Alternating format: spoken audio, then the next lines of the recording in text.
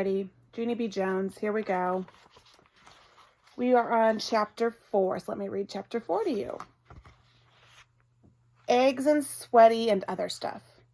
Just as I was getting hope, another car pulled up, and phooey, sitting in the back seat, was May. May's here, she shouted through the open window. She was clapping and cheering for herself. Then she jumped out of the car and she ran to Lucille's family, and she started shaking all their hands. Hello, I'm May, and I've come to win the golden egg, she told them. She skipped to Lucille and held out her dress. Look, Lucille, look, my dress is frilly just like yours, she said. I gave this outfit a lot of thought, 'cause I wanted us to look like best friends today. She threw her arm around Lucille's shoulder. Sheldon ran up and took it off. Whoa. You'll have to pick someone else to be your best friend, May, he said. Lucille is my best friend these days, remember?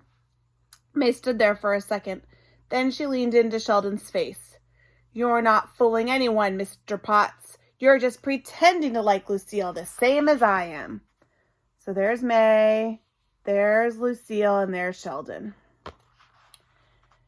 You're just trying to get her to tell you where the golden egg is. Lucille looked shocked at that comment. That's not true, is it, Sheldon?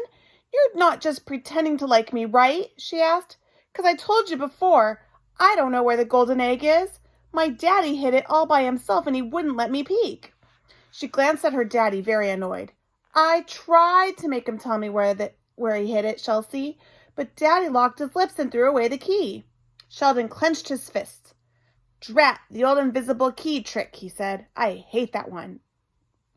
Finally, he took a breath and calmed himself down. Then he patted Lucille very sweet.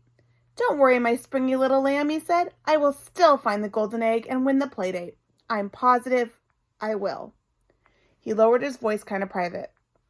I'm wearing a lucky charm today, he said softly. Lucille's mouth came open at that news. A lucky charm, she shouted. You have a lucky charm. What is it, Chelsea? What is it? Sheldon pointed down at his shirt. See that little egg dribble on my collar right there? That little egg dribble ran off my chin at breakfast.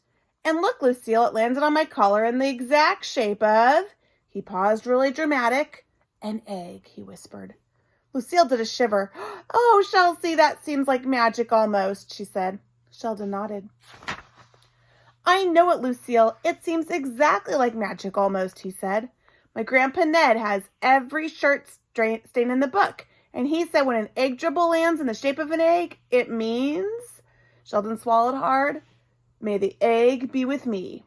Lucille did another shiver. Sheldon smiled. With a magic egg shirt like this, I can't lose today, Lucille, he said. I just can't. After that, he hurried over to the Nana, and he tried to show her his egg shirt, but the Nana backed up from him.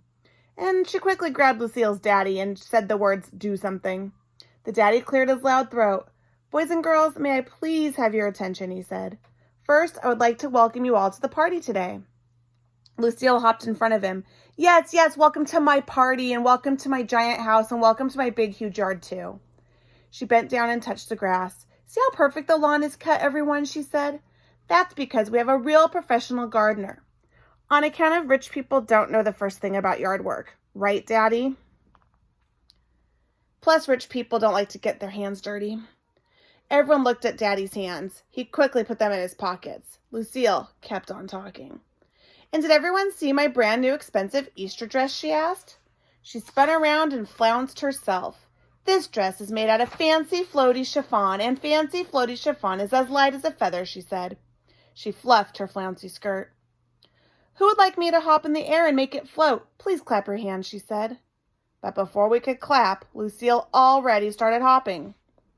She hopped and hopped until sweaty came on her lip. Then Lucille's mother quickly ran over and dabbed her face with a tissue. I looked at Herbert. This family has some serious perspiration issues, I believe, I said. Just then Lucille's daddy cleared his throat loudly again. Children, as all of you know, we're going to be having a picnic and an Easter egg hunt today. But for this party to go smoothly, we're going to need your complete cooperation. Okay? He asked. Okay, we shouted back. Okay. The daddy smiled. The first thing I'd like you to do is get into a nice straight line, he said. A nice straight line, we all shouted together. Room 1 is excellent at repeating things. The daddy looked at us. Okay, fine. As I was saying, if you get into a nice straight line, we'll lead you to the picnic grounds on the back of the house. The back of the house. The back of the house, we hollered out. The daddy stopped smiling. We were starting to get on his nerves, I think. Next to him, Lucille's mother and Nana were doing deep breathing. The brother had already gone inside to watch TV. Finally, all of us got a nice straight line. Then the mother and daddy and Nana did a group hug with each other, and they led us to the picnic grounds, and wowie, wow, I could not believe my own eyeballs. Because on the way, we passed Lucille's huge, big swimming pool, and it was inside a big glass house. All everyone did a gasp at that sight. I ran to Lucille and hugged her around the middle. Lucille, you are even richer than you used to be. Your swimming pool is in a big glass house now, and so my play date with you will be even more fun than I thought. Lucille took my hands off her. Silly Junie B. Jones, you know the rules. If you want the play date, you're going to have to find that golden egg. And that's not going to be easy because my boyfriend Chelsea is wearing his magic egg shirt, she said. She looked at Sheldon and did a wink. Sheldon winked back. May was watching that action. Hey, she grouched. That better not be a secret wink about the golden egg, because if you're winking about the golden egg, I'm telling. She poked Sheldon with her finger. I'm going to be watching every move you make, Sheldon Potts, she said. I'm going to be all over you like a cheap suit. I did a frown at that one.